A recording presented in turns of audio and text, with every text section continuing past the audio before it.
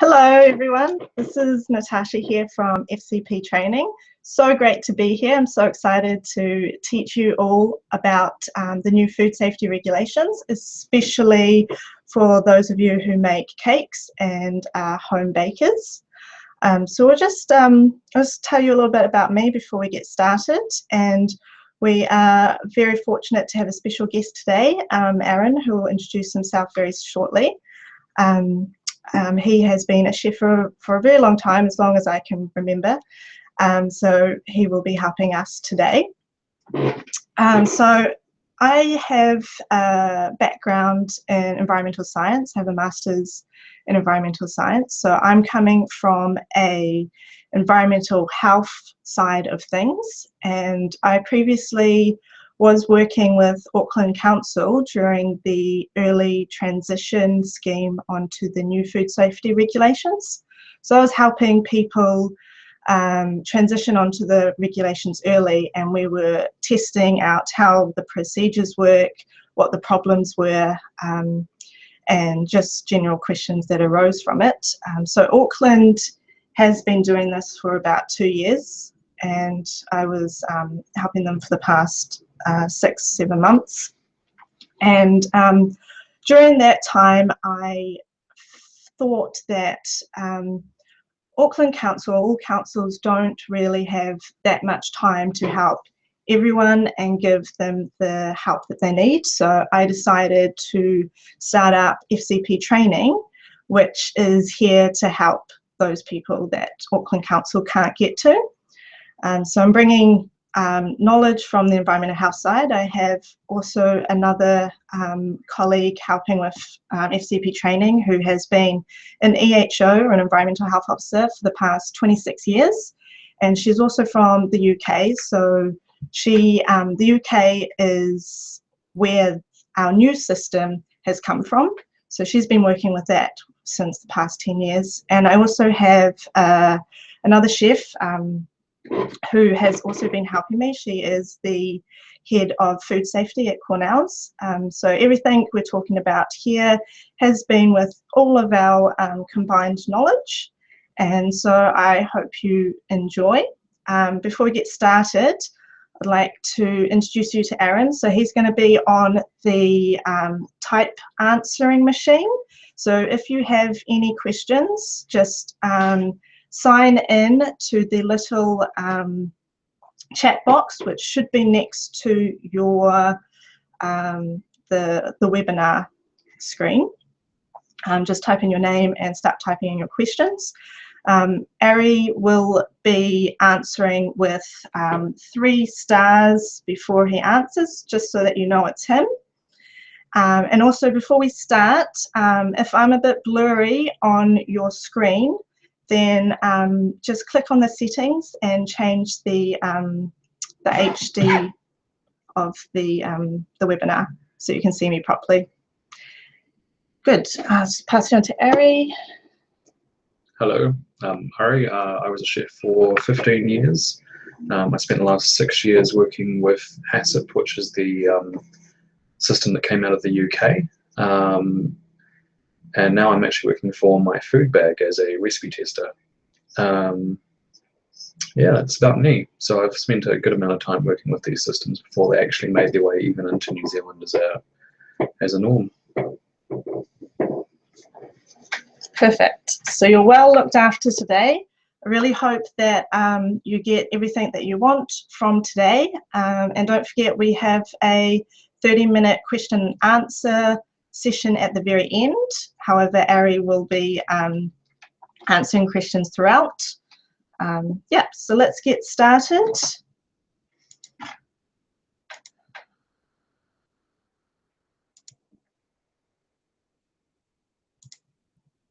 Hope everyone can see that.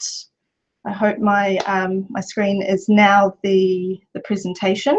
If it's not, just type in the box that it hasn't arrived.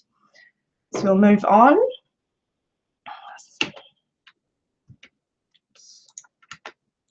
So today, this picture here is just I want to show you the difference between advice and good advice, not the money value, but just advice. Everything I'm saying here has been approved or has come from the top person in this new Food Act, in the new food safety regulations. She is in charge of the transition for Auckland, and since Auckland was the first one to go through, she's gone through everything and gone through all the problems. So all the advice I'm giving you today has been passed from her. So you can be assured that the information that I'm giving is the right, correct information, because I know that there has been a lot of confusion with trying to come onto these new food regulations, and you're getting a different advice from everyone you speak to. So this advice has come from the one source who is running the show.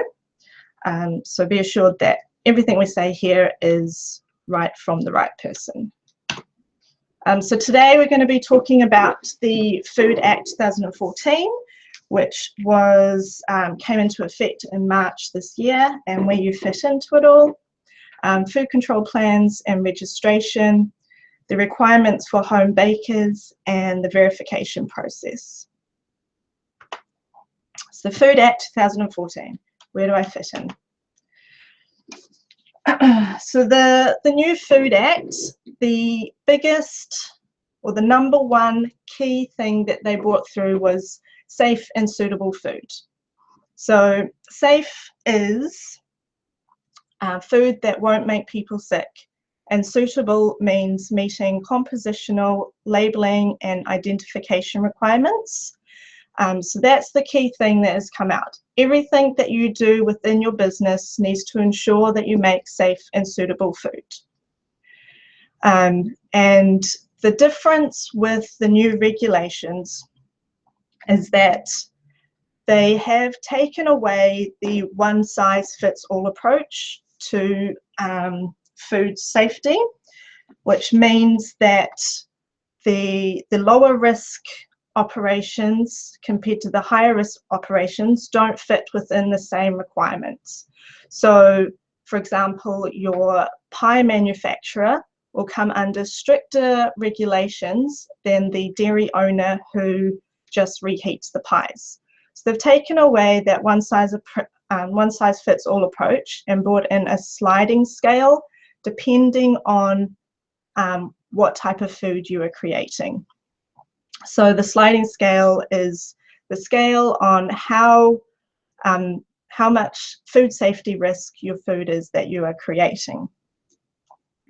And so the new Food Act gives food businesses the tools to manage food safety themselves.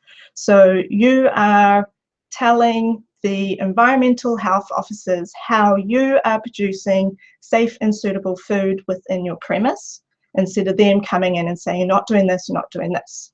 So it is your processes and how you are making them safe and suitable. And so where do I fit in?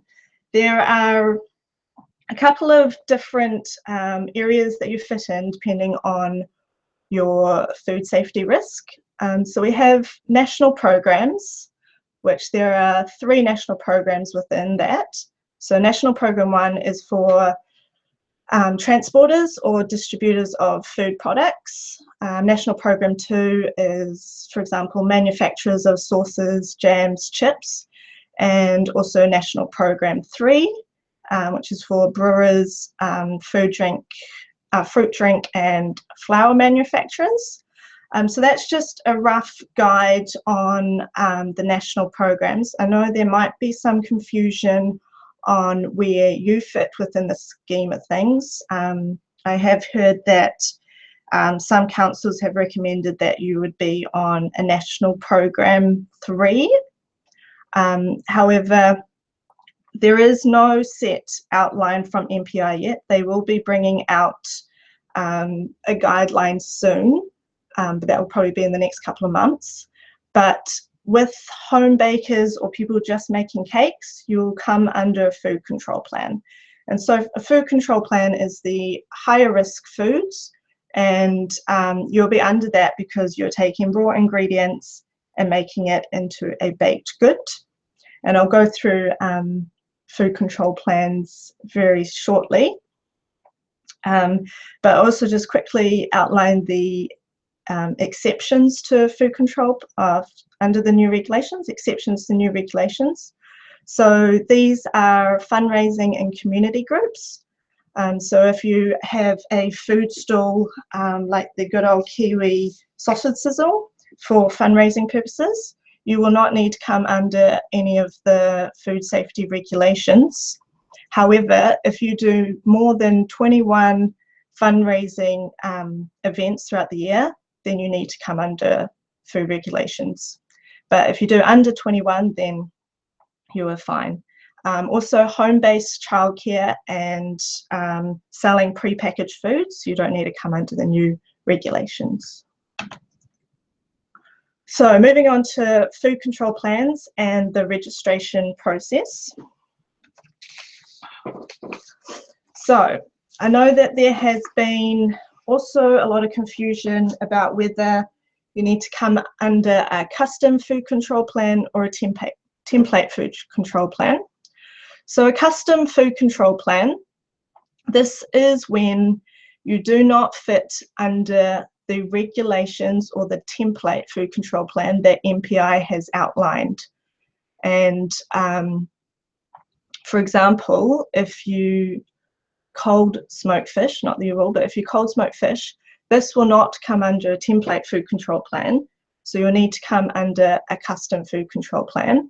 Whereas a template food control plan is what MPI has written with all the regulations for the majority of processes that the food service industry will use.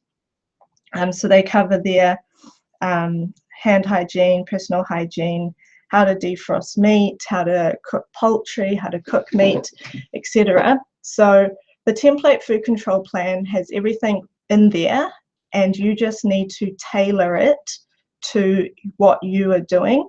So we'll go through this a little bit later. But a template is what MPI has brought out, whereas a custom food control plan is when you don't fit within the scope that's outlined with MPI's one. So with bakers and people who just make cakes, you will definitely come under a template food control plan, because all of the processes that you do to create your cakes fall under the already written out processes that MPI have already written. You would only come under a custom food control plan if you were doing something way out of the scope of baking a cake. Probably if you were baking your cake in an outdoor oven, for example, you wouldn't come under the template food control plan.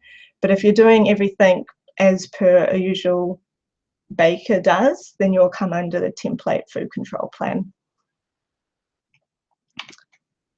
So food control plans, this is what's come out from the new regulations, and it's a documentation process of showing your environmental health officer how you keep your food safe and suitable for your customers. So you need to tailor it to what you are doing. So everything that you do within your business, you need to have this written down in the food control plan. But under a template one, everything's written there, and you just go through and read it, and there will be options to tick or write in your processes. So for example, with hand hygiene, it will ask you to tick how you dry your hands, and there'll be options for either with a single-use paper towel or a air dryer. And then you go through this template and tailor it to everything that you do. So the food control plan has different sections. Everyone who is on a food control plan will use the basic pack and the diary and records. If you're a retailer, then you'll have the retail pack as well. Then there are the specialist sections, which is the serve safe, deli safe, fish safe, meat safe, and bake safe. So these are outlining the processes that you would use within those specialty sections. And again, you just go through and tailor it to your business. The whole pack is about 426 pages. But with the beauty of this documentation process is you tailor it to your business, so you can take out the deli safe, the fish safe, the meat safe, and just have your bake safe and your compulsory sections, which is your basic pack and the diary records, which is here. So this is what all of you should be under. So you have the basic pack, which outlines the processes that you do for cleaning, for example. And then you have a diary and records section. The diary and records section is the documentation process which proves to the environmental health officer how you keep your food safe and suitable. So every week, you have to fill out every time something has gone wrong within your process, and you write this in your diary and say what you did to fix this problem. And they are looking for these problems because, as with anything, something always goes wrong, but they are looking to see what you did to fix this problem. So that's the diary and records. Records, you also need to check the temperature of your fridges every day. And then the bake safe is specifically for bakers. And within that section, you only use a couple of the pages, which is specifically about baking cakes. And they just outline the specific things that you need to follow when you're baking cakes. And we will go through those very soon.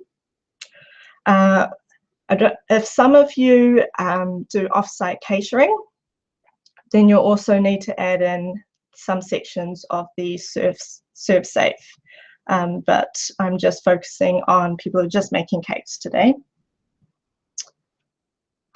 So this is a quick look into the basic pack of the food control plan. So it's split into 4 sections. You've got the management section, which you need to outline your physical boundaries and layout of your kitchen. So you need to draw a schematic view of your kitchen. So where the sink is located, where the benches are, where the fridge is. So you need to have that in your records, and also the layout, the surrounding boundaries. So you need to also include what is surrounding your premise. And this is to ensure that your location is fit to create safe and suitable food. So for example, if you are making your cakes right next door to a mechanic and you have your windows open, how are you going to keep your food safe with all the chemicals coming from the mechanic? Hopefully most of you won't be within that situation, but that's just an example. And then you've got the training, supervision and competence section of the management area. So this is just outlining if you have staff. Under the new regulations, it is not compulsory to have your basic food hygiene certificate, because what you are doing is outlined in your food control plan. So if you have staff, you need to train them on the food control plan, and that covers all your basic food hygiene. So it's not compulsory, but when an environmental health officer comes through and does the inspection, this is if you have staff, they need to know how you can prove that they have been trained appropriately. So it's not compulsory, but you can still send them through. And it's also just talking about managing listeria, about keeping the food safe when it is sent out. Then the places section. So we've just had a question on why is there a particular focus on listeria over other foodborne illnesses? To be honest, I don't actually know why they've just primarily focused on that one, because that one comes up in the food control plan a lot. But I'm guessing because it affects small children, mature adults and pregnant ladies the most, and it also is more easily more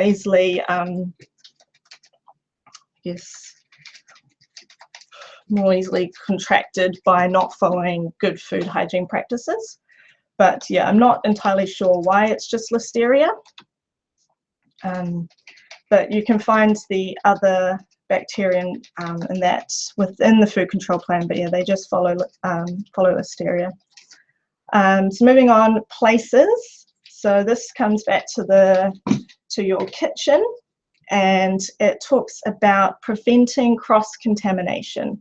So it's about what practices you follow to reduce cross-contamination. So that might be having separate areas for when you're preparing to when you're decorating, or and if you don't have space, then you write in the process that you clean and sanitize between use, and that's where the clean sanitizing comes in. So here you outline how you clean and sanitize, and you also need to create a cleaning schedule. And so you need to outline in this cleaning schedule everything that needs to be cleaned, how often it needs to be cleaned, and how you clean it. And don't forget that cleaning and sanitizing are two different things. So cleaning gets rid of the dirt and grime, whereas sanitizing gets rid of the bacteria and that. So it's really important that you are following these practices and not just cleaning or not just sanitizing. At home bakers, you do need to buy food grade cleaning products. Household products are not up to standard because the household cleaning products have antibacterial in it, where you need to clean and then sanitize. Next section, people.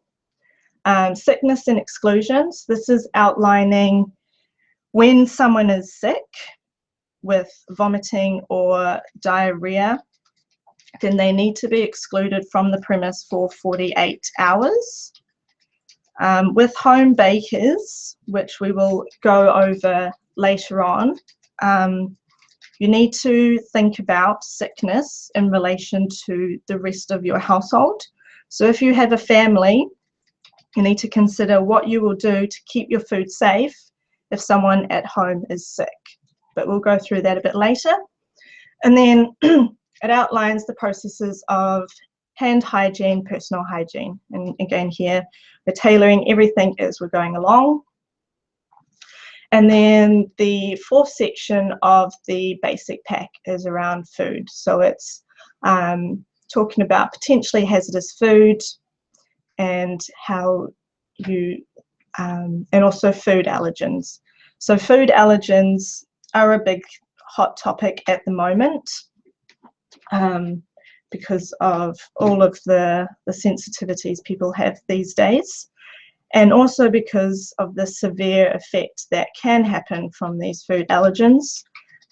There has been reports in the newspaper, especially in the UK, where people have told restaurants, cafes of their allergies, and the chef forgot that there were certain allergies in the sauces and the other foods, and they still served this to the customer. And there have been cases when a customer has died from these food allergens. So it's a very, very serious matter.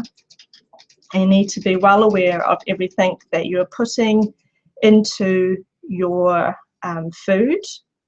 And so if someone does ask for example, a gluten-free cake, you need to make sure that you are equipped to produce this gluten-free cake.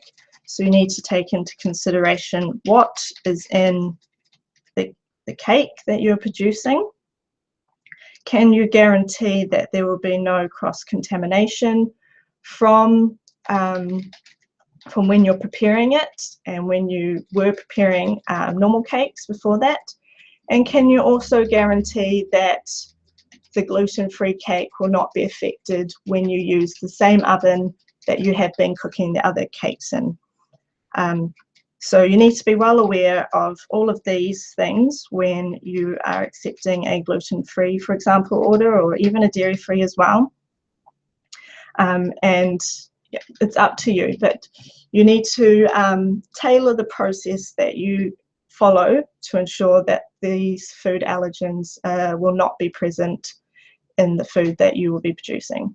And as with anything, it is your right to refuse service if you cannot guarantee that there will be no contamination from the food allergen. But it's, yeah. Then, so this is an example of inside of the food control plan. This is the cleaning schedule. So when you produce the cleaning schedule, you just go through your kitchen and write down everything that needs to be cleaned. And then you tick how often it needs to be cleaned, how it's cleaned, and who is responsible for it. If it's just you, then obviously that's just you. But for example, we've got chopping boards here. So these need to be cleaned after every use and wash it in hot soapy water. Plastic chopping boards go through the dishwasher. Wood chopping boards get sprayed with sanitizer and dried with a clean towel. And person responsible is person using chopping board. And then you've got the floor. After every shift, the floor is to be swept and mopped with hot water and floor cleaner.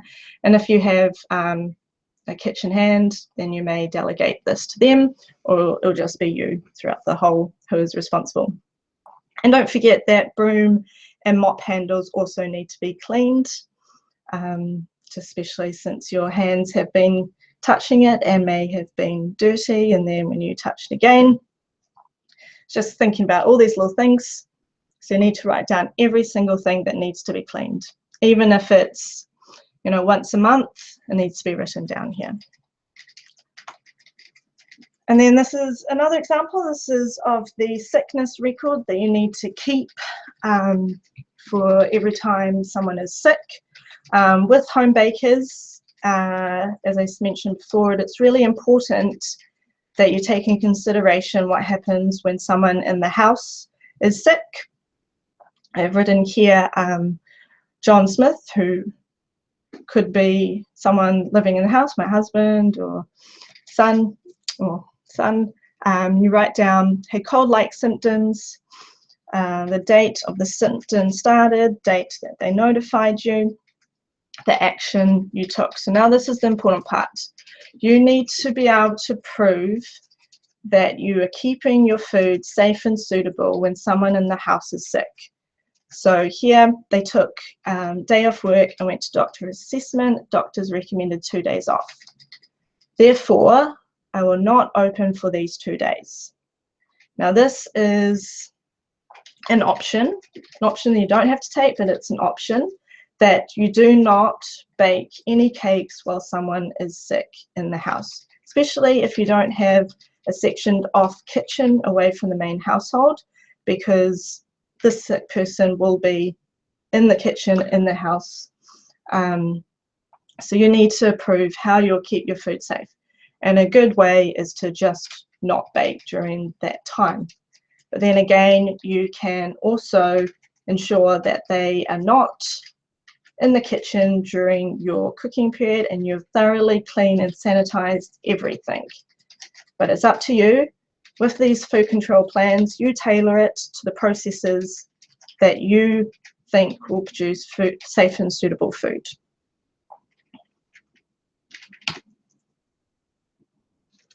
So the registration process.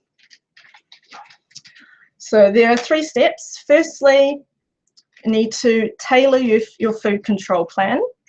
I highly recommend doing this first, as it can take a while. You tailor a food control plan. You can get your food control plans, you can buy them from your local council or you can print them off yourself. Then you register with council and then you have your first verification from the environmental health officers. So now registration, you can get your registration form from your local council. You can just print this off the internet. I have seen that there has been some talk about sole traders not being able to register because you don't have a business number. This should not stop you from registering. You do not need a business number to be able to register. If they do tell you this, which some of you have experienced, do know that you do not need a business number. You can register as a sole trader. And then with your registration, you also include your scope of business. This is outlining what you're doing, what are the main foods you're using. And then you also need to submit the physical layout of your kitchen, which is the bird's eye view, schematic view of the kitchen again, and the surrounding boundaries, what's surrounding your premise and how they affect your food safety. So all of this needs to be submitted to your local councils that they can look through your premise before they even get on site. And then you need to pay your fees at the time that you put in your registration form. Not entirely sure what the fees are in the rest of the country, because every council will be different. But in Auckland, your registration fee is $310 and your verification fee is $620 at a total of $980. So you will need to register every year. However, if you are a good, safe food premise, then you'll only need a verification every 18 months. So that's also a good incentive for people to pick up their state of cleanliness and also how they keep their food safe and suitable within the food control plan. So if you're a good premise, then your verification will only be every 18 months. And so once you register with your local council and pay your fees, then you will get a grade pending certificate within 10 working days.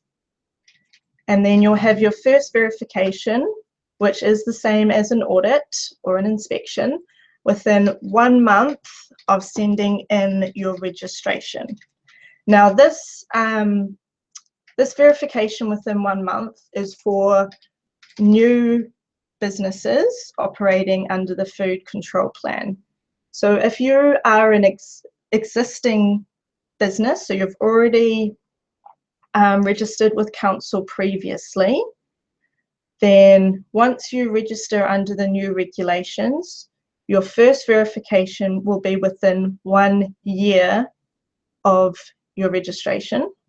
But if you're a new place who is just starting up and have never registered with council, then your first verification will be within 1 month. And then once you have your verification, your food grade certificate will be sent to you within 2 weeks. So that gives you an outline of the time associated with getting your food grade. You can start operating as soon as you send in your registration form, because, as I'll go over later during the verification section, you need to have a minimum of 4 weeks records before the first verification. So it's a very tight timeline, a bit tongue-tied today, tight timeline from when you register to when the first inspection occurs, which is why I recommend that you tailor your food control plan and then register. So everything's set up from when you register, so you can start filling in the diary and the records ready for your first inspection. So, how is everyone feeling at the moment? Now, that's been a lot to take in very quickly, and I hope you're not feeling like this fella on the TV on your screen. So, does anyone have any questions from the things we have covered so far? We will be moving on to the requirements for home bakers and the verification process very soon after this. But is there any questions from the things we've talked about so far?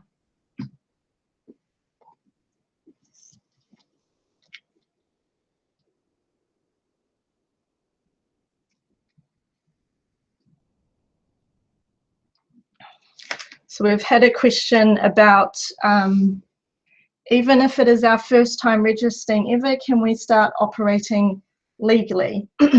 Yes, once you have registered with council, you've sent in your registration, then you can start operating legally, because you will be getting your pending food grade certificate, which shows that you have registered with council and you're legally allowed to start operating, because you need those 4 weeks of records before your first inspection.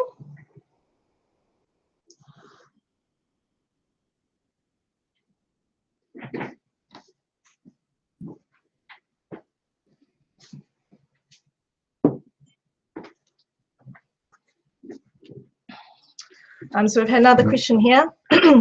What happens if you fail your verification, but you've obviously been working with food for 4 weeks? As we'll go over soon in the verification section, you'll have to be doing something very, very, very, very wrong to fail your first inspection. What happens is that you will be issued what they call CARs, which are corrective actions required, and these are the things that you need to fix to be able to be fully compliant. And these are just little things. For example, if you forgot to add something into your cleaning schedule, or you need to finish off this section, you will be given a CAR. And if your CARs require the environmental health officer to come back, or if they have to do extra work, they will charge out $155 per hour to complete the extra work. So it's very hard to fail, but you just need to be careful that there's nothing major that they will have to come back and double check you. But to be honest, to fail the first inspection, you'll have to have a premise that is full of pests and you haven't done any cleaning. But yeah, so they give you recommendations on the first visit.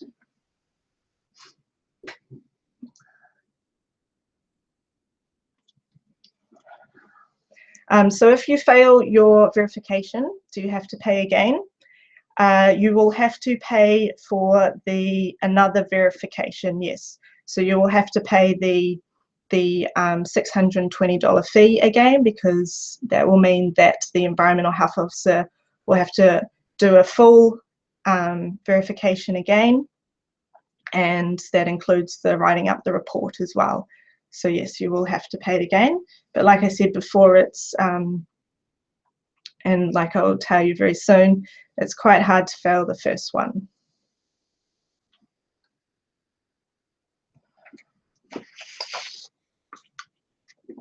Right, we'll move on. So moving on to the requirements for home bakers. So we're going to cover the do's and don'ts around these 4 topics, around resource and building consent during your registration process, the structural requirements of having a home kitchen, around hygiene, and also if you're relocating. So as a home baker, you may need to apply for resource and building consent. So resource consent is that your business, the location of your business must comply with district and regional plans.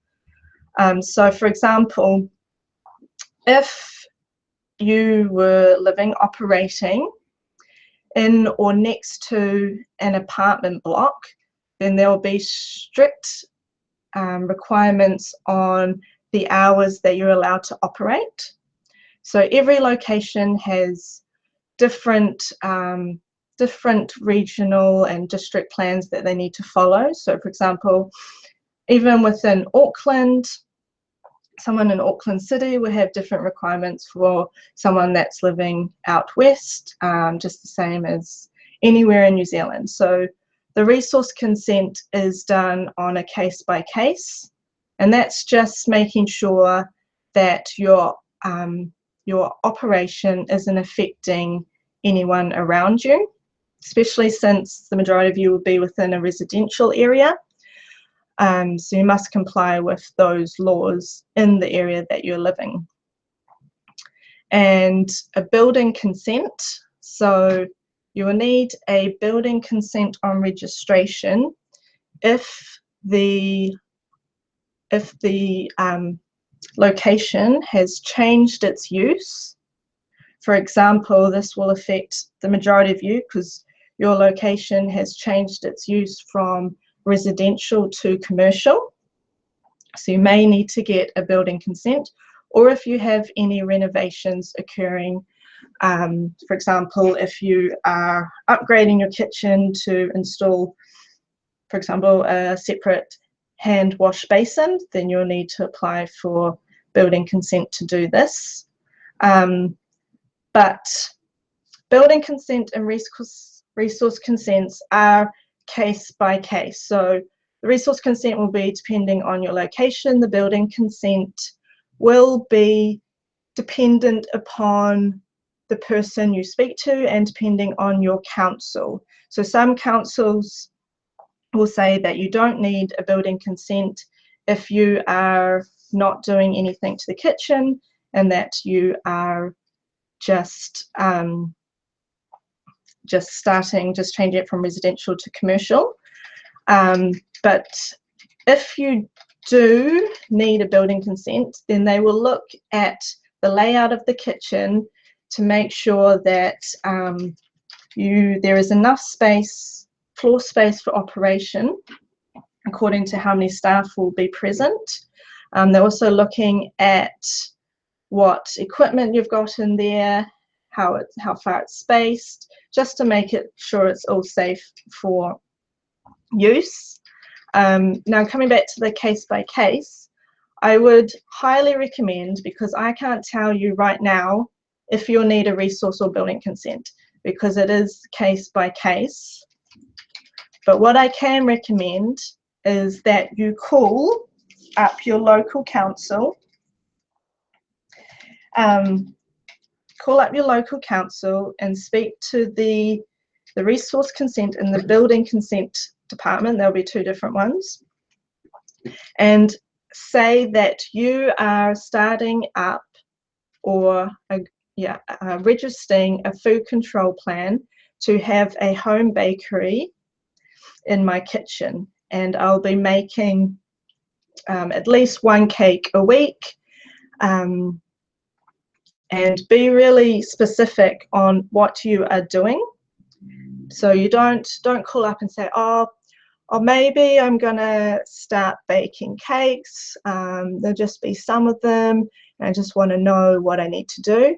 You need to be specific. So I'm starting a commercial kitchen in this location, and I need to know if I need resource consent or building consent for my food control plan. So you need to be specific. Don't just go in there wishy-washy. Need to say, this is what I'm doing. And if you do need resource building consent, then you will need to pay for that. And I don't know the price because, again, it's depending on case by case. Do they have to come and view you, or can they do everything from paperwork? So you need to call them. And it is better to call them and pay that little bit extra to make sure that you are covered by the laws, because there's nothing worse than later down the line the EHO comes through and sees that you don't have it when you should do. Then in the end that will cost you more with fines. So that is my recommendation. I can't say yes or no what you need to do, but you need to call and be specific on what operation you are running so that they know and can give you the right answer straight off.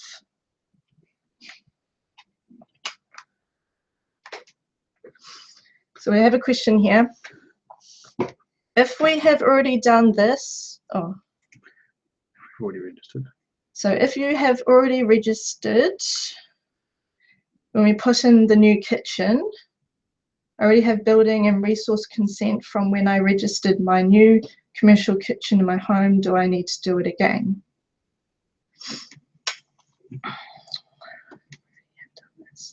So you'll need, so I just need to read this again. If we already have done this when we put in the new kitchen, I have already, yes, if you already have building consent for what you have put in, then that's all you need. That is your building consent for the kitchen that you're about to operate in. So yes. I mean, no, you don't need to do that again. Also, something else you need to consider is if you are renting and you are turning the premise into a commercial kitchen, then you will need to get your landlord's permission.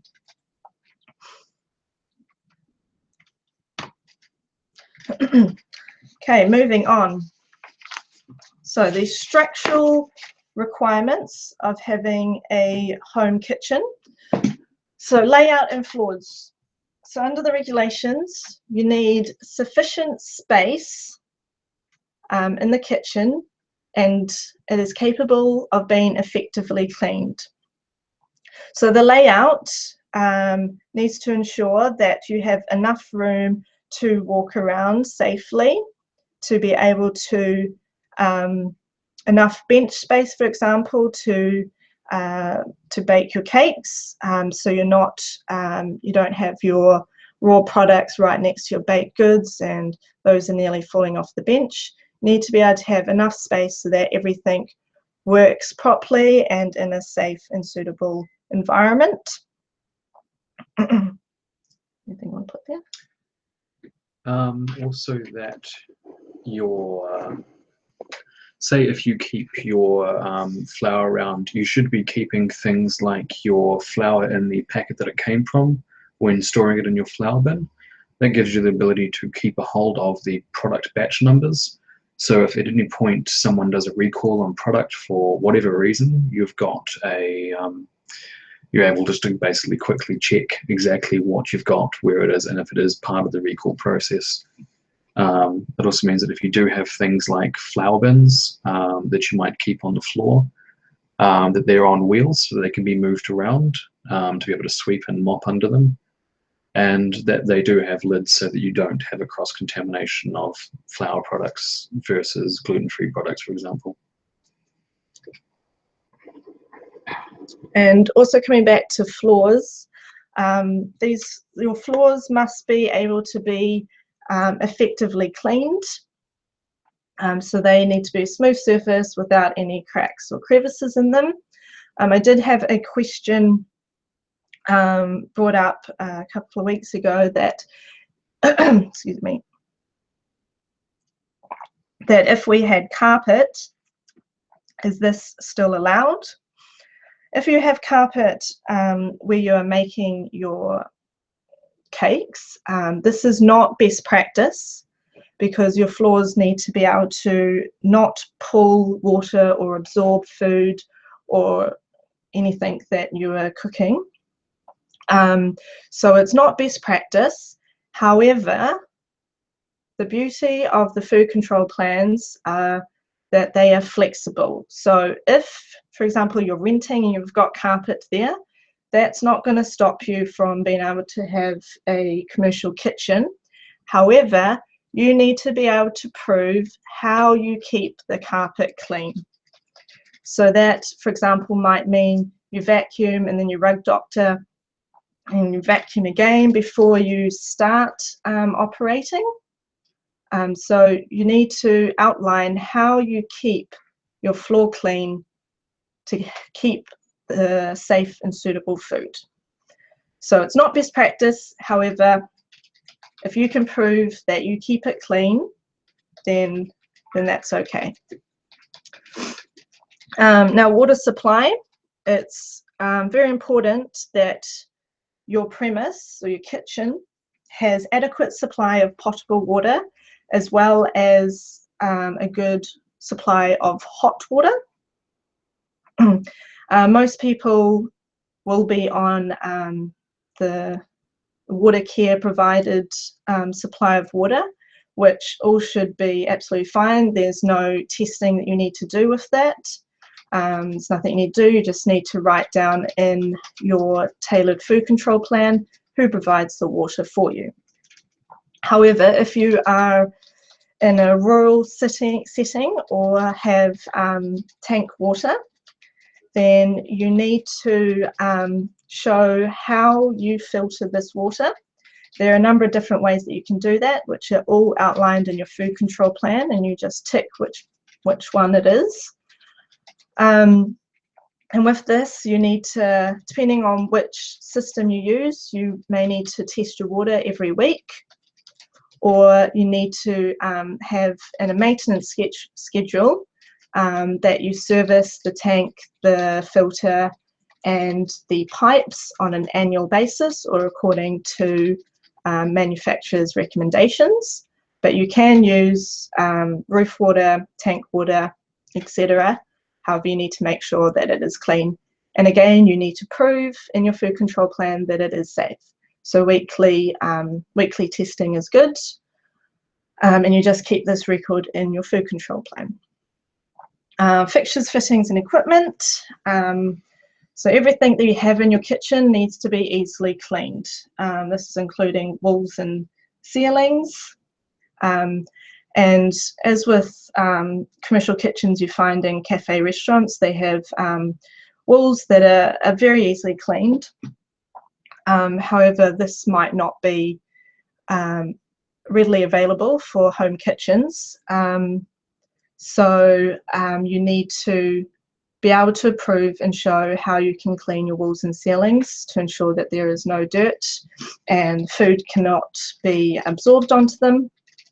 But yes, you need to prove that how you can keep them clean. With your equipment, everything needs to be able to be fully cleaned. For example, if you've got a cake mixer, then you should be able to break down the parts to clean everything thoroughly. All your equipment should be easily moved so you can clean behind them and under them. And yes, so everything needs to be easily cleaned. If you have a dishwasher, then that's good. You can use that as well. You just need to make sure that there is no home dishes in the dishwasher when you're using it. Everything's separated from your home cutlery and cups and plates.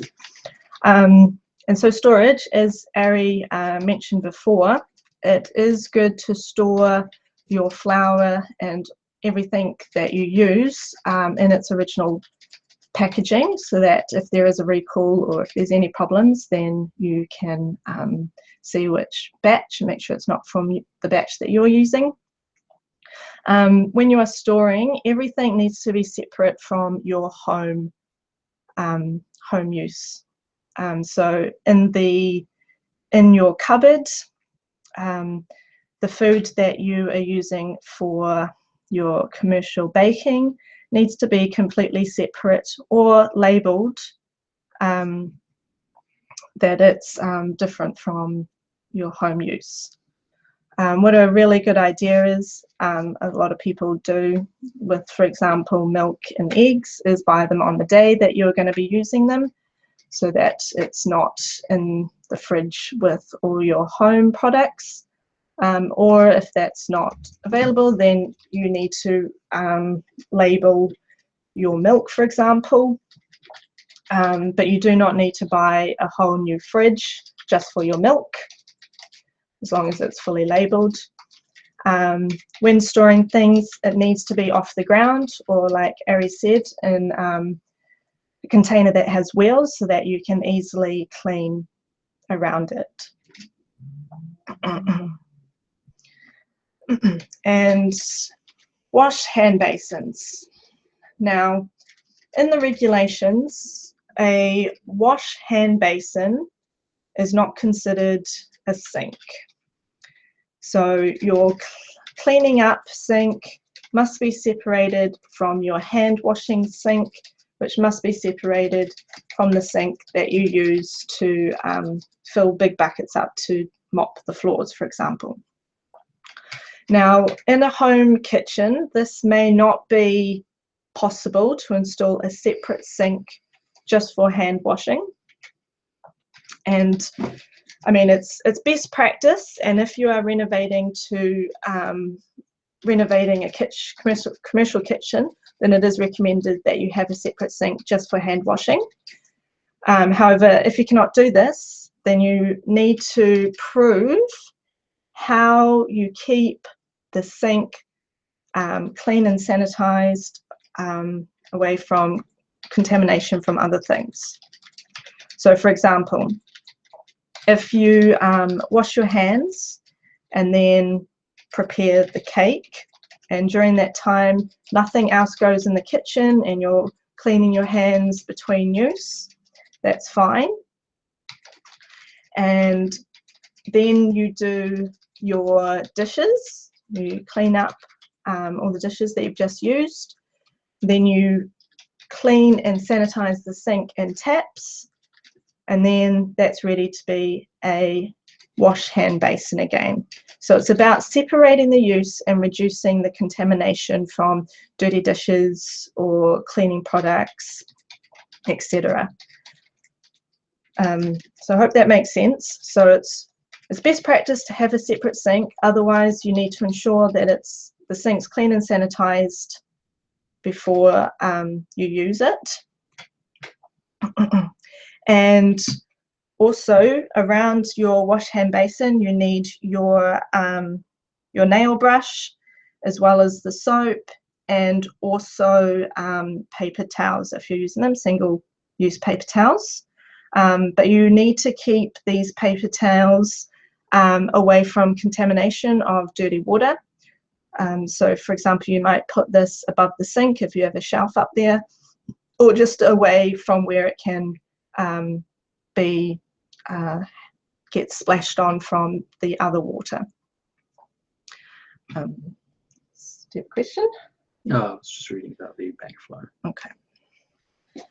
So we will have the question and answer session if you have more questions on those requirements. There's just a brief overview. Mainly everything needs to be easily cleaned and off the ground, and you need to separate the uses of your sinks or equipment if you do not have enough space or two of things.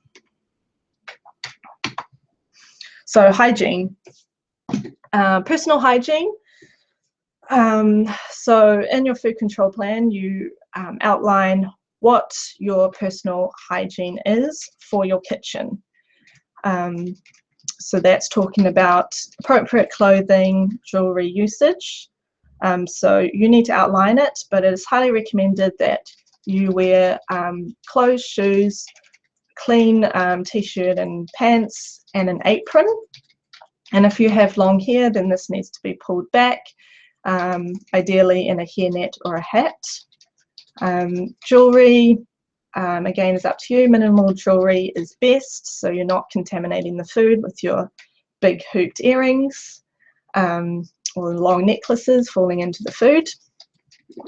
And a simple wedding band is okay for rings, but again, you need to thoroughly clean it or just not wear them at all. If you wear nail polish, then you need to wear gloves. This is compulsory. And with wearing gloves, you need to ensure that you wash your hands before and after using gloves. And if you touch anything else from what you were just doing with those gloves, then you need to change them, wash your hands, and put new gloves on. So it's just with the same with hand hygiene. If you touch your face or you sneeze or you touch something else, you need to wash your hands again, or you need to take your gloves off, wash hands, put new gloves on. Sickness. So as I mentioned before, you need to outline the process that you have if a family member is sick. As I mentioned before, if you cannot guarantee that you'll not pass on the sickness into the food with having someone sick in the house, then it is best to not operate during 48 hours or so. And the exclusion regulation, as mentioned before, is that if anyone in the house has diarrhea or vomiting, then you must not operate within 48 hours of the last episode. But if your kitchen is fully removed from the main kitchen, then that's just up to you and your staff. If a staff member is sick, then they must not be on site. We did have a question on pets. If you have a pet in the house, what can you do? So this is, you need to write in your food control plan the process to ensure that no contamination from the pet. So how are you going to ensure that Missy's hair isn't going to end up in your cake batter that you're just making? Now, I would recommend that you put the pet outside, thoroughly clean the kitchen, do your baking, clean the kitchen, and then let the pets back in. Completely up to you, but that would be the best option so that the pet is not going to come in and stand on the bench where you're making your cakes. So if you have them outside, thoroughly clean the kitchen and then proceed as you would. And pests. So under the new regulations, you do not need a commercial pest control. It's not compulsory. However, you add into your weekly cleaning schedule that you keep an eye out for any sightings of pests. And if there are sightings of pests, then you need to write down what traps or what bait that you put down to get rid of these pests. So it's completely up to you. Like I said again, the regulations say that it's not compulsory to have commercial pest control, but when the environmental health officer comes through, you need to prove to them how you keep pests away. So they'll also come under keeping the floor, cleaning the floor after every shift, putting down bait, keeping an eye out for any sightings of pests. And if there are sightings, then straight away you do something about it. Oops. So relocating. So if you move house, then you need to put in a new registration form, and you will need a new verification done. So again, this is a case-by-case scenario. Some councils will require you to put in a new registration for the new details of the new premise, but you will not have to pay another registration fee. So that's council by council, it's depending on who you're talking to, but you will need a new verification. So this will be another opening verification within 1 month of being in the new premise. So if you move house, your food control plan is no longer satisfactory for the new location, so you need to apply for a new one. But yeah, it's case by case. It's best to call up your council and see if you have to pay a new registration fee or not, but you'll definitely need to pay for a new verification. Right, verification process. So as I mentioned before, your first verification will be within 1 month of your registration. And if you're an existing business, then that will be within 1 year of registration. And within this verification, you need a minimum of 4 weeks of records. So the new thing about these verifications, verification is an inspection or an audit of your property. So the new thing about this, compared to the old regulations, is that previously under the old regulations, the environmental health officers would turn up unannounced and come in, tell you what you need to do. You're not doing this right, this is what you need to do. In the new regulations, the EHO will book a time in advance to come in and check your premise. And this is because before, when they just randomly turned up, this was only a snapshot of the operation. So maybe the EHO came in during a super busy time and you just happened to forget to clean the floor that day, and they came in and saw it's dirty and get downgraded. So that's just a snapshot, and usually you're a very good premise, but it just happened to be on that day that the EHO came through. But now with being booked in advance, you know that they're turning up, and they get a more in-depth view of your operation with all the documentation. So it's like an iceberg analogy. Previously, they would only see the top of the iceberg, just a very generalized snapshot of the operation. But now under the new documentation process, they see the full depth of the operation to make sure that everything that you're doing is providing safe and suitable food.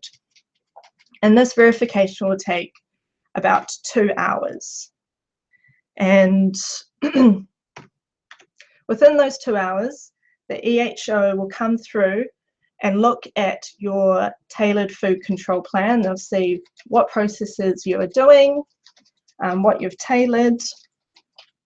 They'll also look at your records.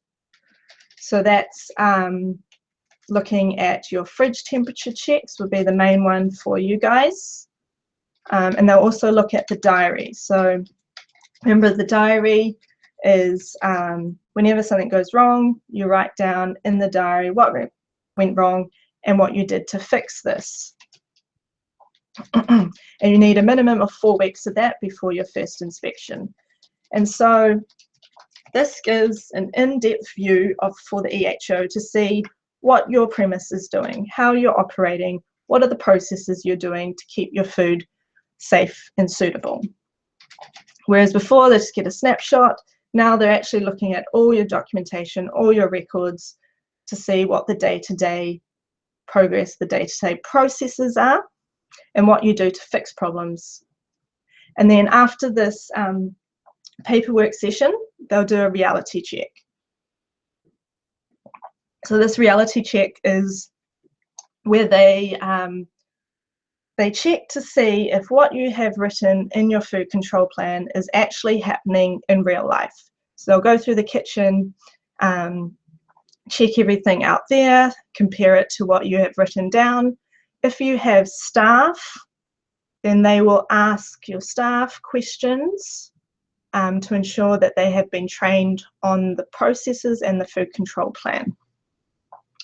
So this will all take an hour. So it's looking at the documentation work and then making sure that what you have documented is actually happening in real life.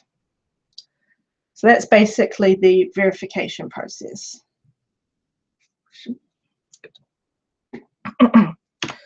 So where does FCP training fit in with all this? So we take out the worry of transitioning onto the new food safety regulations. So we help you become compliant in 3 easy steps. First one, we help you save money with these free training webinars and question and answer sessions. We also help you save time by helping you become compliant in 3 hours. And we save you stress by training your staff for you. So it's 3 simple steps. So saving money with free training webinars. So we believe here at FCP Training that you should have, not spend a lot of money on getting trained on these new regulations, which is why we run these free training webinars. And we also run generalized training webinars every fortnight, just so people have access to all this information without paying $300 per person to go on an all-day training. So we're trying to help you save money and save you time without all the blah blah in between. So we try and tailor these workshops just for you. So like with New Zealand Cakers as an example. So we're taking out the time and the money needed for training on these new food safety regulations. There are a few companies out there that are charging around, like I said, $300 per person just to learn what you've learnt now. So we also save you time on all the new paperwork. So this is where we help you get a compliant food control plan and fill in your council registration form in 3 hours. So we come on site and fill in all the paperwork for you, show you where to tick, what to write, where to write it, and take you step by step through the food control plan. We also take the time before to tailor the food control plan to your premise. So we take out all the unwanted sections. So take the 426-page document down to whatever it is, less than that. So just for you guys today, we're running a special offer. Usually we charge $667 to do this one-on-one paperwork session, but just for you today, we're offering this for $478. And this will save you $189 plus 2 weeks of your life, as we guarantee that everything will be finished within 3 hours. Instead of taking you 2 weeks to read through all the paperwork, we get it done in 3 hours. So within this price, $140 of materials are included. So that's the full printout of the food control plan and your council registration form, as well as folders to keep it nice and neat. And we explain to you how to use these folders. Then you get 2 hours of paperwork on site, and you get one-on-one training. So we take everything that we learnt here, but we do it case by case. So whatever your case is, then we tailor it to you and we train you on how to use your food control plan according to what you do. And then after the paperwork session, we come and do a 1-hour pre-verification visit. So this is, we come back and make sure that your food control plan is all up and ready before your first verification. So this offer is just for the next 48 hours, just for you guys. So if you're interested, then you can scroll down on your page and click, yes, help me save time. So our next section, next service that we offer is saving you stress. I know a lot of you don't have probably don't have staff, but this is just what we're offering to take away the worry of training your staff. So as I mentioned before, the training requirements for your staff are no longer compulsory to do their basic food hygiene certificate, and they need to be trained on what you've tailored on your food control plan. And we do this with an online interactive course. So we train your staff using animated videos, recorded workshops, posters, and it just takes away the stress so that they can learn in their own time. They can learn it on site or they can learn it at home. I've got a quick example of one of the animated videos, if it will work.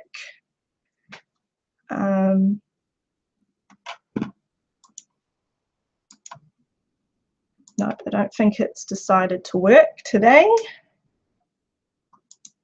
Nope, okay, that's all right. Yes, we have little training animations which outline all the training requirements that they need to cover in the food control plan. And so special for you, we're doing pre-sales today for $246. So this gives you early access to these videos, because we haven't finished the course yet, but these are pre-sales. And this $246 is for 6 months access to animated videos, recorded workshops, quizzes to see how much you are actually understanding. And they're structured according to the FCP training requirements. So even if you don't have staff and you want to know more in depth about what to do, this could also be good for you. Because here at FCP Training, we don't think that there's one way of learning. We like to keep different ways of learning. So you've got your one-on-one people who like to learn in their own time. So we try and keep these options available to you. And when the 6 month access is 6 months from the time that we go live, so that will be in about 2 months' time. And this is a very special price because it's going to end up being about $900 for a year's access. So again, if you're interested, then scroll down to the bottom and click Save Me Stress. And there is 48 hours for you guys to claim this. So thanks for your attention, everyone. I really hope that that was worthwhile and I covered your questions. But we now have the question and answer session. So if you have any questions, just fire them away and we will start answering them.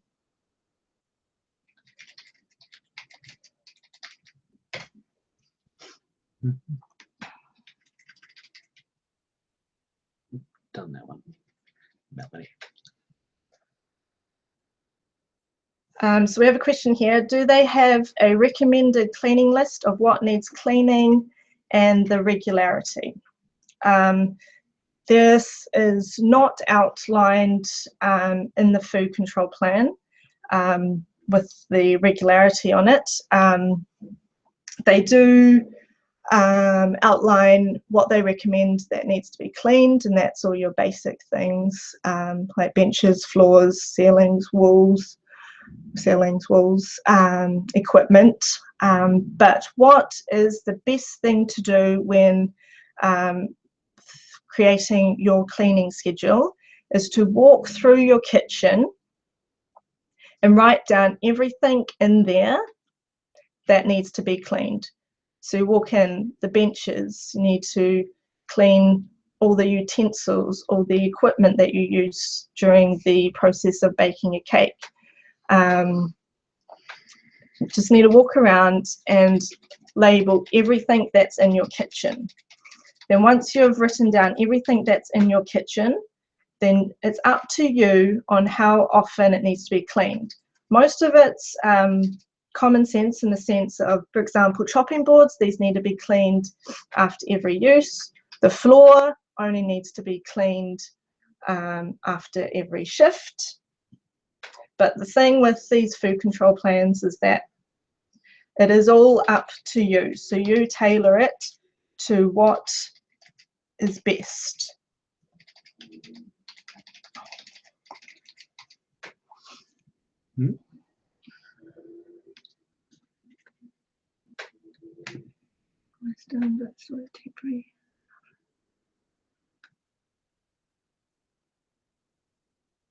Okay, so we've had a question here. In my situation, we have been renovating and have almost done, but still have temporary carpet on the kitchen dining floor. Our proper flooring won't be done till the end of the year. Should I wait till that's done or get my FCP done now?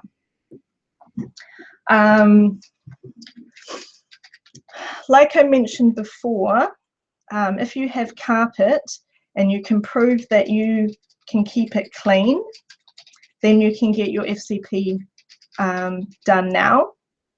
However, if you cannot prove that you can keep it clean, then yes, I would recommend waiting until this is all completed. And then since you're just doing renovations, then your building consent will also apply to the flooring as well. So that will all pass if you have no carpet.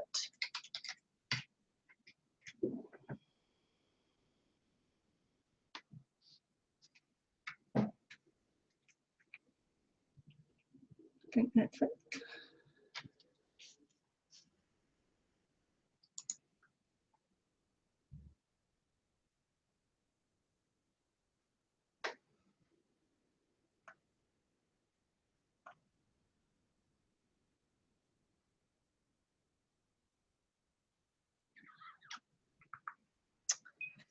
Good. Right. I think that's all the questions for today. I hope that you learned a lot, and if you have any questions, feel free to email me. You'll have my email address. And yes, good luck. All the best.